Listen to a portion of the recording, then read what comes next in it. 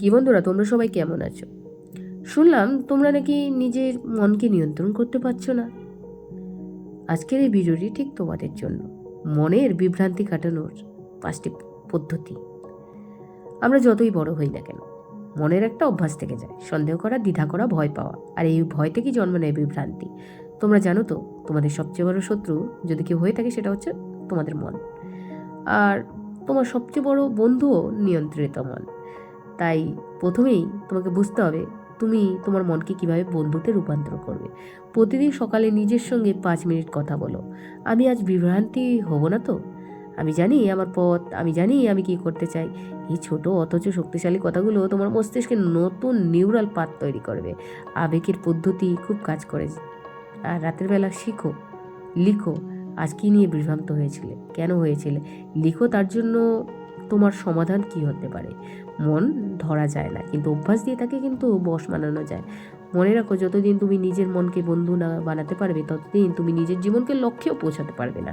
বিভ্রান্ত মন তোমাকে বারবার ভুল পথে নিয়ে যাবে। তাই আজ প্রথমেই বন্ধু বানাও, এরপর তার সঙ্গে চলো। কাজে ডুবে যাও, দুশ্চিন্তা নয়। আর তোমার মন কখনো বিভ্রান্ত হয় জানো, যখন তুমি কিছু না করে বসে থাকো। খালি মাথা তো শয়তানের বাস। এই প্রবাদটা শুধু কথায় না, বাস্তবেও। আমি একটু উদাহরণ দিয়ে আজ তোমাদের বোঝাচ্ছি। ধরে নাও, তুমি পড়াশোনার সময় হঠাৎ ভাবলে, আমি এই সত্যি এই বিষয়টা পড়ছি ঠিকভাবে, আরেকটা বিষয় নিয়ে ভালো হতো না। এটা বিভ্রান্তি।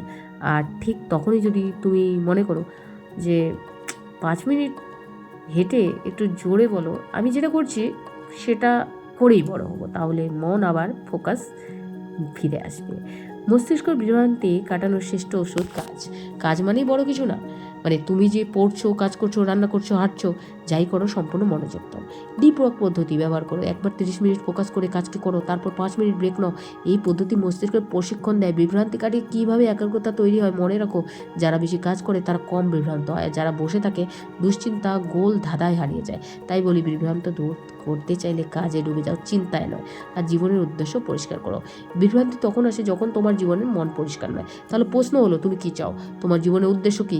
এই প্রশ্নটার উত্তর যদি আজকে না দাও, তাহলে 10 বছর পর তোমাকে অন্ধকারে থাকতে হবে।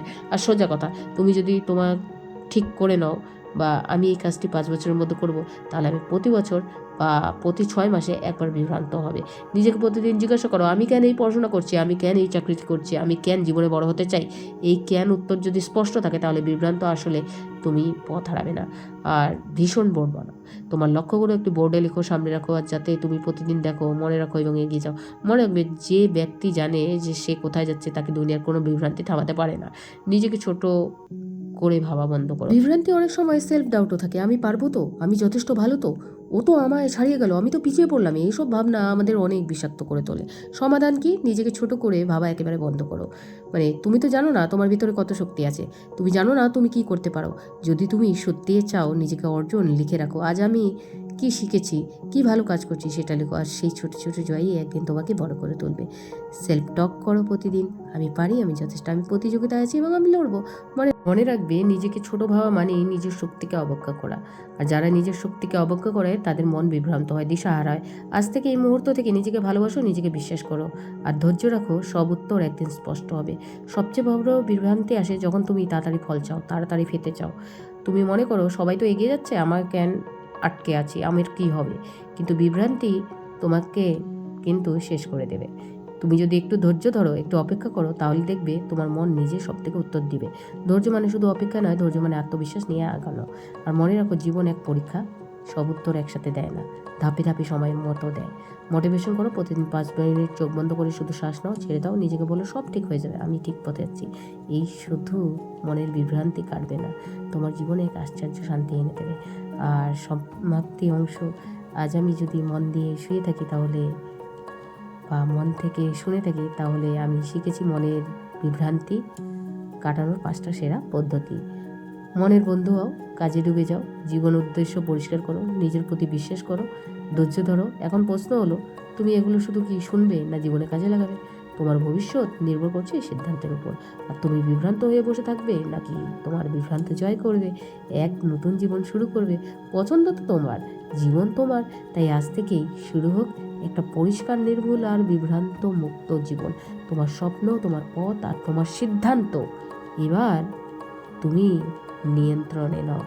তাহলে বন্ধুরা, যারা আজ আমার ভিডিওটি দেখছো বা যে কোনো প্ল্যাটফর্ম থেকে আমার ভিডিওটি তোমরা শুনছো বা আমার ভয়েসটি তোমরা প্রথমে শুনছো, তো কোনো সমস্যায় থাকলে আমাকে অবশ্যই কমেন্টসে লিখবে। আমি চেষ্টা করব তোমাদের প্রতিদিন সমস্যা সমাধান করার জন্য। আর আমি তো আছি, তোমরা কোনো রকম প্রবলেমে পড়লে অবশ্যই কমেন্টসে জানাবে। আমি নেক্সট দিন সেই ভিডিওটি নিয়ে তোমাদের সামনে হাজির হব।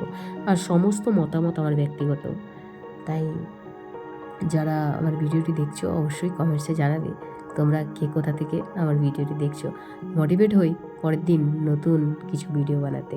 তাহলে বন্ধুরা, বুঝেই গেছো মনের বিভ্রান্তি কাটানোর 5টি পদ্ধতি। আর বিভ্রান্ত মন সবসময় স্থির করে সফল জীবনের দিকে এগিয়ে নিয়ে যাওয়া। আর আমাদের কিন্তু মনই হচ্ছে সবথেকে বড় বন্ধু। তাহলে আজ থেকে বন্ধুরা আমরা কি করব? মনকে নিয়ন্ত্রণ করব এবং মনকে বন্ধু বানাবো। অভ্যাস কিন্তু থেকেই যায়। আজ থেকে শুধু শুরু করো, তাহলে কিন্তু এটা থেকেই যাবে।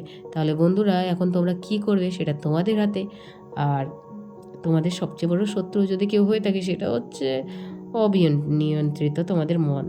আর এই মনই তোমাদের সবচেয়ে বড় শত্রু, আবার এই মন নিয়ন্ত্রিত তোমাদের বন্ধু। তাই তোমাদের প্রথমেই বুঝতে হবে যে তুমি মনকে কিভাবে বন্ধুতে রূপান্তর করতে পারবে। তাহলে ধন্যবাদ। Thanks for watching.